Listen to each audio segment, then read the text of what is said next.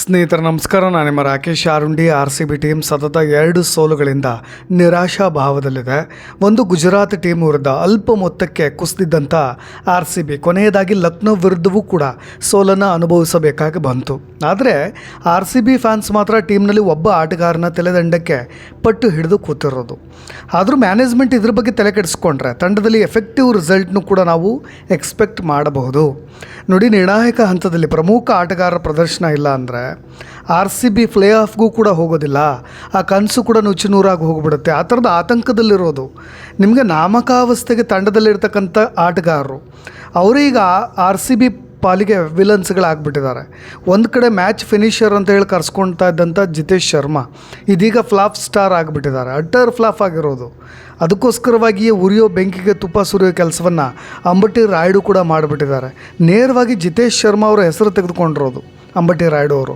ಇನ್ನೆಷ್ಟು ಅವಕಾಶ ಬೇಕಪ್ಪ ನಿಮಗೆ ಅಂತ ಆಕ್ರೋಶವನ್ನು ಕೂಡ ಹೊರ ಹಾಕ್ತಾ ಇರೋದು. ನೋಡಿ, RCB ಕಳೆದ 2 ಮ್ಯಾಚ್ನ ಕಂಟಿನ್ಯೂ ಆಗಿ ಸೋತಿರ್ಬೋದು. ಆದರೆ ಎಂಟರ್ಟೈನ್ಮೆಂಟ್ಗಾಗಲಿ ಬ್ಯಾಟಿಂಗ್ ಬೌಲಿಂಗ್ ವಿಭಾಗದಲ್ಲಾಗಲಿ ನೀರಸವಾದಂಥ ಪ್ರದರ್ಶನ ಏನು ಕೊಟ್ಟಿಲ್ಲ. ಆದರೆ ಜಿತೇಶ್ ಶರ್ಮಾ, ವೆಂಕಟೇಶ್ ಅಯ್ಯರ್ ಮೇಲೆ ಅದು ಯಾಕೋ ಅಭಿಮಾನಿಗಳಿಗೆ ಅಸಮಾಧಾನ ಅಂತೂ ಖಂಡಿತವಾಗೂ ಇದೆ. ಒಂದು ಕಡೆ ರೊಮಾರಿಯೋ ಶಫರ್ಡ್ ವಿರುದ್ಧವೂ ಕೂಡ ತಮ್ಮ ಆಕ್ರೋಶವನ್ನು ಹೊರ ಹಾಕ್ತಾ ಇದ್ದಾರೆ. ಅಷ್ಟಕ್ಕೂ ಕೂಡ ಅವರಿಬ್ಬರು ಫಾರ್ಮ್ ಕಂಡುಕೊಳ್ಳೋದ್ರಲ್ಲಿ ತಿಣುಕಾಡ್ತಾ ಇದ್ದಾರೆ ಅನ್ನೋ ಮಾತಂತರೂ ಸುಳ್ಳಲ್ಲ.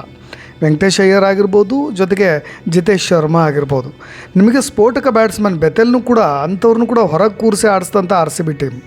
ನಿಮಗೆ Jitesh Sharma keeper come batsman ಅನ್ನೋ ಕಾರಣಕ್ಕೆ ಅವ್ರನ್ನ ಇಟ್ಕೊಂಡಿರ್ಬೋದು. ಒಂದು ಕಡೆ ಆಡಿದಂಥ 8 ಇನ್ನಿಂಗ್ಸ್ಗಳಲ್ಲೂ ಕೂಡ ಅವ್ರು ಗಳಿಸಿರ್ತಕ್ಕಂಥ ರನ್ ಕೇವಲ 64 ರನ್.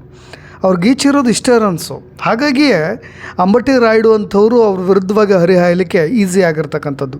ಬಟ್ ಮ್ಯಾನೇಜ್ಮೆಂಟ್ ಈ ವಿಚಾರದಲ್ಲಿ ತಲೆ ಕೆಡಿಸ್ಕೊಳ್ಳಿ ಅಂತ ಅಂಬಟಿ ರಾಯುಡು ಅವ್ರು ಏನು ಹೇಳಿದ್ದಾರೆ ಅಂದರೆ, ನೋಡಿ, ಜಿತೇಶ್ ಶರ್ಮಾ ತಮ್ಮ ಬ್ಯಾಟಿಂಗ್ನಲ್ಲಿರ್ತಕ್ಕಂಥ ಈ ಟೆಕ್ನಿಕಲ್ ದೋಷಗಳನ್ನು ಸರಿಪಡಿಸ್ಕೊಳ್ಳೋ ಹಾಗೆ ಕಾಣ್ತಾ ಇಲ್ಲ. ನೋಡಿ, ನಿಮಗೆ RCB ಒಂದು ಕಡೆ ಪ್ಲೇ ಆಫ್ ಹಂತಕ್ಕೂ ಕೂಡ ಹೋಗೋ ಚಾನ್ಸಸ್ ಇದೆ. ಆದರೆ ಕಳಪೆ ಫಾರ್ಮ್ನಲ್ಲಿರ್ತಕ್ಕಂಥ ಜಿತೇಶ್ ಶರ್ಮಾ ಅವರಂಥ ಆಟಗಾರರು ಮ್ಯಾನೇಜ್ಮೆಂಟ್ಗೂ ಕೂಡ ದೊಡ್ಡ ತೆಲನೋವಾಗಿ ಪರಿಣಮಿಸ್ತಾ ಇದ್ದಾರೆ. ಸ್ವಲ್ಪ ಎಚ್ಚೆತ್ಕೊಳ್ಬೇಕು. ಆದರೆ ಎಚ್ಚೆತ್ಕೊಳ್ತಕ್ಕಂಥ ಚಾನ್ಸಸ್ ಕೂಡ ಕಾಣಸಿಗ್ತಾ ಇಲ್ಲ. ನಿಮಗೆ ಜಿತೇಶ್ ಶರ್ಮಾ ಅವ್ರ ಬ್ಯಾಟಿಂಗ್ ನೋಡಿದ್ರೆ ಅವ್ರು ಶಾರ್ಟ್ ಬಾಲ್ ಆಡಲಿಕ್ಕೂ ಕೂಡ ಪರದಾಡ್ತಾ ಇದ್ದಾರೆ. ಅದನ್ನೇ ಅಂಬಟಿ ರಾಯುಡು ಅವರು ಕೂಡ ಹೇಳಿರೋದು. ಅವರು ಭಾಳ ಸಂದರ್ಶನಗಳಲ್ಲೂ ಕೂಡ ಮಾತಾಡಬೇಕಾದ್ರೆ ನೇರವಾಗಿ ಜಿತೇಶ್ ಶರ್ಮಾ ಅವ್ರ ಹೆಸರು ತೆಗೆದುಕೊಂಡ್ರು. ಸಿಕ್ಕ ಸಮಯ ನೋಡಿ, ನಿಮಗೆ ಕಮ್ಬ್ಯಾಕ್ ಆಗಲಿಕ್ಕೂ ಕೂಡ ಅವಕಾಶ ಇತ್ತು. ಆದರೆ ನೀವು ಪ್ರತಿ ಮ್ಯಾಚು ಕೂಡ ಶಾರ್ಟ್ ಬಾಲ್ಗಳನ್ನು ಹೆದರಿಸುವಲ್ಲಿ ಹೆಣಗಾಡ್ತಾ ಇದ್ದೀರಾ ಅಂದರೆ ನಿಮಗೀಗ ಇರ್ತಕ್ಕಂಥ ಅವಧಿ, ಇನ್ನು ಉಳಿದಂಥ ಅವಧಿಯಲ್ಲಿ ನೀವು ತಿದ್ಕೊಳ್ಳೋಕ್ಕೆ ಸಮಯನೇ ಇಲ್ಲ. ನಿಮಗೆ ಆರಂಭದಲ್ಲೇ ತಿದ್ಕೊಳ್ಬೇಕಾಗಿತ್ತು ನೀವು ತಾಂತ್ರಿಕ ದೋಷದ ಬಗ್ಗೆ. ಆ ಥರದ್ದು ಒಂದು ವರ್ಕೌಟ್ ಮಾಡಿದರೆ ನಿಜಕ್ಕೂ ಕೂಡ ನೀವು ಕಂಬ್ಯಾಕ್ ಆಗ್ಬೋದಿತ್ತು. ಆದರೆ ಈಗ ಅವಕಾಶ ಕೂಡ ನಿಮಗೆ ಇಲ್ಲದಂತ ಆಗಿಬಿಟ್ಟಿದೆ ಅಂತ. ಒಂದೇ ತಪ್ಪನ್ನು ನೀವು ಪದೇ ಪದೇ ಮಾಡ್ತಾಯಿದ್ರೆ ಅದು ಖಂಡಿತ ಒಳ್ಳೆಯ ಲಕ್ಷಣ ಅಲ್ಲ ಅಂತ. ಜಿತೇಶ್ ವಿಷಯದಲ್ಲಿ ಅವರ ದೌರ್ಬಲ್ಯವನ್ನು ಇಷ್ಟೊಂದು ಗಂಭೀರವಾಗಿ ಪರಿಗಣಿಸಿರ್ತಕ್ಕಂಥ ಅಂಬಟಿ ರಾಯುಡು ಅವರು, ನೀವು ಟೂರ್ನಿಯ ಮಧ್ಯದಲ್ಲಿ ಆ ಥರದ ಅಭ್ಯಾಸ ನಡೆಸಲಿಕ್ಕೆ ಮುಂದಾದರೆ ನಿಮಗೆ ಅವಕಾಶ ಎಲ್ಲಿ ಸಿಗುತ್ತೆ? ಇನ್ನು ಉಳಿದಿರ್ತಕ್ಕಂಥ ಸಮಯದಲ್ಲಿ ಇನ್ನೇನು ಪ್ಲೇ ಆಫ್ಗೂ ಕೂಡ RCB ಹೋಗೋ ಹಂತದಲ್ಲಿದೆ. ಈಗ ನೀವು ತಿದ್ಕೊಳ್ಳೋದು ಏನಿದೆ ಅನ್ನೋ ರೀತಿಯಾಗೂ ಕೂಡ ಅವರು ಮಾತನಾಡ್ತಾ ಇರೋದು. ನಿಮಗೆ 2025 IPL ಹರಾಜಲ್ಲಿ 11 ಕೋಟಿ ರೂಪಾಯಿಗೆ ಭಾರಿ ಮೊತ್ತಕ್ಕೆ RCB ಟೀಮ್ಗೆ ಬಂದಿದ್ದವರು.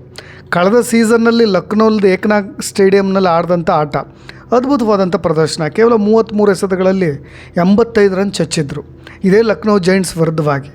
ಆದರೆ 2025 ಕಳೆದ ಮ್ಯಾಚನ್ನು ನೀವು ಗಮನ ಹರಿಸೋದಾದರೆ ಅದೇ ಎದುರಾಳಿ ಟೀಮ್ ವಿರುದ್ಧವಾಗಿ ಜಿತೇಶ್ ಕೇವಲ 1 ರನ್ ಗಳಿಸಿ ಪೆವಿಲಿಯನ್ ಕಡೆ ಹೊರಟುಬಿಟ್ರು. ನಾನು ಕೇವಲ ಈ ಮ್ಯಾಚಲ್ಲಿ 1 ರನ್ ಗಳಿಸಿದ್ದಾರೆ ಅಂತ ಹೇಳ್ತಾ ಇಲ್ಲ, ಈ ಆಡಿದಂಥ 8 ಇನ್ನಿಂಗ್ಸ್ಗಳಲ್ಲೂ ಕೂಡ. ಹಾಗಾಗಿ RCB ಟೀಮ್ ಲಕ್ನೋ ವಿರುದ್ಧ 9 ರನ್ಗಳಿಂದ ಸೋಲು ಅನುಭವಿಸ್ಬೇಕಾಗಿ ಬಂತು. ಒಟ್ಟಾರೆಯಾಗಿ ಈ ಸೀಸನ್ನಲ್ಲಿ ಕೇವಲ ಅವ್ರು ಗಳಿಸಿರೋದು 64. ಸ್ಟ್ರೈಕ್ ಎಷ್ಟಿದೆ? ಸ್ಟ್ರೈಕ್ ರೇಟನ್ನು ನೀವು ಗಮನ ಹರಿಸೋದ್ರೆ 108 ಅಷ್ಟೇ. ಕಳೆದ ವರ್ಷ 176 ಇತ್ತು. 176 ವೇಗದಲ್ಲಿ ಅವ್ರು ಬ್ಯಾಟಿಂಗ್ ಆಡ್ತಾಯಿದ್ರು. ಈ ಬಾರಿ ಕಂಪ್ಲೀಟ್ ಕುಸಿತ ಆಗಿರೋದು. ಗರಿಷ್ಠ ಸ್ಕೋರ್ನ ನೀವು ಅಂದಾಜು ಮಾಡಿದ್ರೆ ಕೇವಲ 23 ರನ್ ಮಾತ್ರ. ವಿಕೆಟ್ ಕೀಪರ್ ಆಗಿ ಜೊತೆಗೆ ಬ್ಯಾಟ್ಸ್ಮನ್ ಆಗಿ ತುಂಬ ಒಳ್ಳೆ ಫಾರ್ಮ್ನಲ್ಲಿದ್ದಂಥ ಜಿತೇಶ್ ಈ ಲೆವೆಲ್ಗೆ ಅಟ್ಟರ್ ಫ್ಲಾಪ್ ಆಗ್ತಾರೆ ಅಂದರೆ ಅವರು ಮತ್ತೆ ಕಂಬ್ಯಾಕ್ ಆಗ್ತಾರೆ ಅನ್ನೋ ಲಕ್ಷಣಗಳು ಕೂಡ ಕಾಣಸಿಗ್ತಾ ಇಲ್ಲ ಅಂತ ಅಸಮಾಧಾನವನ್ನು ಹಿರಿಯ ಆಟಗಾರರು ಕೂಡ ವ್ಯಕ್ತವನ್ನು ಪಡಿಸ್ತಾ ಇರೋದು. ನೋಡಿ, ನಮಗೆ ರಾಯಲ್ ಚಾಲೆಂಜರ್ಸ್ ಬೆಂಗಳೂರು ಟೀಮ್ ಈ ಬಾರಿ IPLನಲ್ಲಿ ಹಾಲಿ ಚಾಂಪಿಯನ್ ಬೇರೆ, ಮತ್ತು ಬರೋಬ್ಬರಿ 18 ವರ್ಷಗಳು ಕಾದ ನಂತರ ಅವರು ಟ್ರೋಫಿಯನ್ನು ಎತ್ತಿ ಹಿಡಿದಿರೋದು. ಅದು ಮತ್ತೆ ಮರುಕಳಿಸುತ್ತೆ ಅಂತ ಫ್ಯಾನ್ಸ್ ಫಾಲೋಯಿಂಗು ಕೂಡ ಅಷ್ಟೇ ಇದೆ. ಆದರೆ ಈ ಬಾರಿ ಸಿಕ್ಕಾಪಟ್ಟೆ ಟ್ರೋಲ್ ಆಗ್ತಾ ಇರೋದು ಜಿತೇಶ್ ಶರ್ಮಾ, ವೆಂಕಟೇಶ್ ಅಯ್ಯರ್ ಅಂತಹ ಆಟಗಾರರು. ನಿಮಗೆ ಈ ಕ್ರಿಕೆಟ್ನಲ್ಲಿ ಕೆಲವು ಬಾರಿ ತುಂಬ ಥರದ ಜಂಬ ತೋರಿಸ್ಬಿಟ್ರೆ, ಈ ಅಹಂಕಾರದ ಮಾತುಗಳು ಆಡಿಬಿಟ್ರೆ ಅದೇ ಅವರಿಗೆ ಹಿನ್ನಡೆ ಆಗಿಬಿಡುತ್ತೆ ಅನ್ನೋದಕ್ಕೆ ಜಿತೇಶ್ ಶರ್ಮನೇ ಸಾಕ್ಷಿಯಾಗಿ ನಿಲ್ಲೋದು. ಯಾಕೆಂದರೆ 2026 ಟೂರ್ನಿಗೂ ಮುನ್ನ ಕಳೆದ ಬಾರಿ ಹಾಲಿ ಚಾಂಪಿಯನ್ ಆಗಿದ್ದನ್ನು ತಲೆಗೆ ಏರಿಸ್ಕೊಂಬಿಟ್ರೋ ಏನೋ ಗೊತ್ತಿಲ್ಲ, ಅವರೊಂದು ಪಾಡ್ಕಾಸ್ಟ್ನಲ್ಲಿ ಮಾತಾಡಬೇಕಾದ್ರೆ ನನಗಿಂತ ಮುಂಚೆ ಬರ್ತಕ್ಕಂಥ ಆಟಗಾರರು ಬೇಗ ಔಟ್ ಆಗಲಿ ಅಂತ ನಾನು ಎಕ್ಸ್ಪೆಕ್ಟ್ ಮಾಡ್ತಾ ಇರ್ತೀನಿ, ಅಗ್ರ ಕ್ರಮಾಂಕದ ಬ್ಯಾಟ್ಸ್ಮನ್ಗಳು ಬೇಗ ವೈಫಲ್ಯ ಕಾಣಲಿ ಅಂತ ದೇವ್ರ ಹತ್ರ ಪ್ರಾರ್ಥನೆ ಮಾಡ್ತೀನಿ, ಆಗ ನಾನು ಕೂಡ ಬೇಗ ಬ್ಯಾಟಿಂಗ್ ಮಾಡಬಹುದು ಅನ್ನೋದನ್ನೆಲ್ಲ ಮನಸ್ಸಿನಲ್ಲಿ ಇಟ್ಕೊಂಡು ಅವ್ರು ಮಾತನಾಡ್ಬಿಟ್ಟಿದ್ರು. ಭಾಳ ಟೀಕೆಗೂ ಕೂಡ ಒಳಗಾಗಿದ್ದರು, ಅದನ್ನು ಟ್ರೋಲ್ ಕೂಡ ಮಾಡಿಬಿಟ್ಟಿದ್ರು. ಅದಕ್ಕೋಸ್ಕರವಾಗಿ ಈ ಥರದನ್ನು ಮನಸ್ಸನ್ನು ಇಟ್ಕೊಂಡ್ರೆ ಒಬ್ಬ ಕ್ರೀಡಾಪಟು, ಸ್ಪೋರ್ಟ್ಸ್ಮನ್, ಜೊತೆಗೆ ಆ ಥರದ ಕ್ರೀಡಾ ಸ್ಫೂರ್ತಿ ಇರ್ತಕ್ಕಂಥ ಆಟಗಾರ ತಲೆಯಲ್ಲಿ ಇದನ್ನು ತುಂಬಿಕೊಂಡು ಬೇಗ ಔಟ್ ಆಗಲಿ ಅಂತ ಇಡೀ ಟೀಮ್ಗಾಗಿ ಆಡಬೇಕು ಹೊರತು ತನ್ನ ಪರ್ಸ್ನಲ್ ಆಟಕ್ಕೋಸ್ಕರ ಅವನು ಆಡ್ತಾನೆ ಅಂತ ಅಂದರೆ ಅದು ಯಾವ ರೀತಿಯಾದಂಥ ಕ್ರೀಡಾ ಸ್ಫೂರ್ತಿ ಅನ್ನೋ ರೀತಿಯಾಗೂ ಕೂಡ ಟ್ರೋಲ್ಗೊಳಗಾಗಿದ್ದು. ಇನ್ನು ವೆಂಕಟೇಶ್ ಅಯ್ಯರ್ ನೋಡಿ, ಒಂದು ಮ್ಯಾಚ್ನಲ್ಲಿ ಭುವನೇಶ್ ಕುಮಾರ್ ಅವರಂಥ ಆಟಗಾರರೇ ಆಡ್ತಾ ಇದ್ದಾರೆ. ನಿಮಗೆ ಭುವಿ ಕ್ರೀಸಿಗೆ ಬಂದರೆ ಅವ್ರ ಬ್ಯಾಟಿಂದ ಒಂದು ಒಳ್ಳೆಯ ರನ್ ಕೂಡ ಬರುತ್ತೆ, ಅಂಥವರು ಕೂಡ ಒಳ್ಳೆ ಕಾಂಟ್ರಿಬ್ಯೂಟ್ ಕೊಡಬೇಕಾದ್ರೆ ವೆಂಕಟೇಶ್ ಅಯ್ಯರ್ 15 ಎಸೆತಗಳಲ್ಲಿ ಒಂದು ಬೌಂಡ್ರಿಯಿಂದ ಕೇವಲ 12 ರನ್ ಗಳಿಸಿದ್ದು ಒಂದು ಮ್ಯಾಚ್ನಲ್ಲಿ. ವೆಂಕಟೇಶ್ ಅವ್ರಿಗೆ ಕೊನೆಯ 6 ಓವರ್ಗಳಲ್ಲಿ ಸ್ಫೋಟಕ ಬ್ಯಾಟಿಂಗ್ ಮಾಡೋ ಅವಕಾಶ ಸಿಕ್ಕಿದ್ರು ಕೂಡ ಅವರು ಆಡಿದ್ದನ್ನು ನೋಡಿ ಭಾಳಷ್ಟು ಫ್ಯಾನ್ಸ್ಗಳು ಕೂಡ ಗರಂ ಆಗಿದ್ದರು. ಒಂದು ಪಂದ್ಯವನ್ನು ಎಕ್ಸಾಂಪಲ್ ಆಗಿ ಇಟ್ಕೊಂಡು ಹೇಳ್ತಾ ಇದ್ದೀನಿ. ವೆಂಕಟೇಶ್ ಅಯ್ಯರ್ ಅವರು ಕೂಡ ತುಂಬ ನೀರಸವಾದಂಥ ಪ್ರದರ್ಶನವನ್ನು ಕೊಡ್ತಾ ಇದ್ದಾರೆ. ಹಾಗಾಗಿ ಫ್ಯಾನ್ಸ್ಗಳು ಕೂಡ ತುಂಬ ಆಕ್ರೋಶವನ್ನು ಕೂಡ ಹೊರ ಹಾಕೋದು.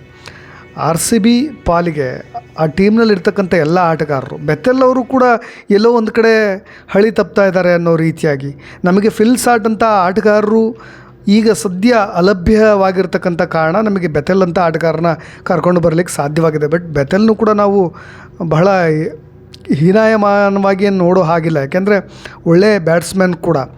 ಆದರೆ ಈ ಬಾರಿ ಯಾಕೋ ಅವರು ಕೂಡ ಸ್ವಲ್ಪ ನೀರಸವಾದಂಥ ಪ್ರದರ್ಶನವನ್ನು ಕೊಡ್ತಾ ಇದ್ದಾರೆ. ಅದು ಕೂಡ ಸ್ವಲ್ಪ ಬೇಸರವನ್ನು ತುಂಬ್ತಾ ಇರೋದು. ಯಾಕೆಂದರೆ ಮೊದಲು ಬೆಥೆಲ್ ಬಗ್ಗೆ ನಾವು ನೋಡೋದಾದರೆ ಕಳೆದ ಸೀಸನ್ನಲ್ಲಿ RCB ತಂಡದಲ್ಲಿರ್ತಕ್ಕಂಥ ಬೆಥೆಲ್ಗೆ ಫಿಲ್ ಸಾಲ್ಟು, ಟಿಮ್ ಡೇವಿಡ್ಡು ಮತ್ತು ರೊಮಾರಿಯೋ ಶೆಫರ್ಡ್ರಂಥ ವಿದೇಶಿ ಆಟಗಾರರ ಉಪಸ್ಥಿತಿಯಿಂದಾಗಿ ಹೆಚ್ಚಿನ ಅವಕಾಶಗಳು ಸಿಕ್ಕಿರಲಿಲ್ಲ. ಈ ಬಾರಿ ಸಾಲ್ಟ್ಗೆ ಗಾಯ ಆಗಿರೋದ್ರಿಂದ ಬೆಥೆಲ್ಗೆ ಅವಕಾಶಗಳ ಮೇಲೆ ಅವಕಾಶ ಸಿಗ್ತಾ ಇದೆ. ಆದರೆ ಆ ಥರದ ಪ್ರಭಾವವನ್ನು ಅವರು ಬೀರ್ತಾ ಇಲ್ಲ. ಕಳೆದ 4 ಪಂದ್ಯಗಳಲ್ಲಿ ಕೇವಲ ಅವ್ರು ಗಳಿಸಿರೋದು 43 ರನ್ ಮಾತ್ರ, ಅದು ಕೇವಲ 10 ಸರಾಸರಿಯೊಂದಿಗೆ. ಅದಕ್ಕೋಸ್ಕರವಾಗಿ ಸ್ವಲ್ಪ ಬೇಸರ ಆಗ್ತಾ ಇರೋದು. ಇನ್ನು ಜಿತೇಶ್ ಆಟ ಅಂತೂ ಫುಲ್ ಸಪ್ಪೆಯಾಗಿ ಹೋಗಿಬಿಟ್ಟಿದೆ. ಇನ್ನು ವಾಸ್ತವದ ಪರಿಸ್ಥಿತಿಗೆ ಬರೋದಾದರೆ ನಮಗೆ ಪಾಯಿಂಟ್ಸ್ ಪಟ್ಟಿಯಲ್ಲೂ ಕೂಡ ಅಗ್ರ ಕ್ರಮಾಂಕದಲ್ಲಿದ್ದೀವಿ. 12 ಪಾಯಿಂಟ್ಸ್ ಇದೆ. ನಮಗೆ ಒಂದು ಒಳ್ಳೆಯ ಅವಕಾಶ ಇದೆ ತಿದ್ದುಕೊಳ್ಳಿಕ್ಕೆ. ಇನ್ನು ಉಳಿದಿರ್ತಕ್ಕಂಥ ಪಂದ್ಯಗಳಲ್ಲಿ ಕಮ್ಬ್ಯಾಕ್ ಆಗೋದಕ್ಕೂ ಕೂಡ ಚಾನ್ಸಸ್ ಇದೆ. ಹಾಗಾಗಿ ಸ್ವಲ್ಪ ಯೋಚನೆ ಮಾಡಿ ಒಂದು ಒಳ್ಳೆಯ ನಿರ್ಧಾರವನ್ನು ಮ್ಯಾನೇಜ್ಮೆಂಟ್ ಏನಾದರೂ ತೆಗೆದುಕೊಂಡ್ರೆ, ಸ್ವಲ್ಪ ರೀಪ್ಲೇಸ್ ಮಾಡಿದ್ರೆ ತಂಡದಲ್ಲಿ ಒಂದು ಭಾರಿ ದೊಡ್ಡ ಬದಲಾವಣೆಯನ್ನು ಕೂಡ ನಾವು ಎಕ್ಸ್ಪೆಕ್ಟ್ ಮಾಡ್ಬೋದು ಅಂತ ಹೇಳ್ತಾ, ಇದಕ್ಕೆ ಸಂಬಂಧಪಟ್ಟ ಹಾಗೆ ನಿಮ್ಮ ಅಭಿಪ್ರಾಯಗಳೇನಾದರೂ ಇದ್ದರೆ, ಯಾರಾದರೂ ಆಟಗಾರನ ಬದಲಾವಣೆ ಮಾಡಬೇಕು ಅನ್ನೋ ಅಭಿಪ್ರಾಯಗಳೇನಾದರೂ ನಿಮಗಿದ್ದರೆ ಅದನ್ನು ಕೂಡ ತಿಳಿಸ್ಬೋದು ಅಂತ ಹೇಳ್ತಾ ಧನ್ಯವಾದ.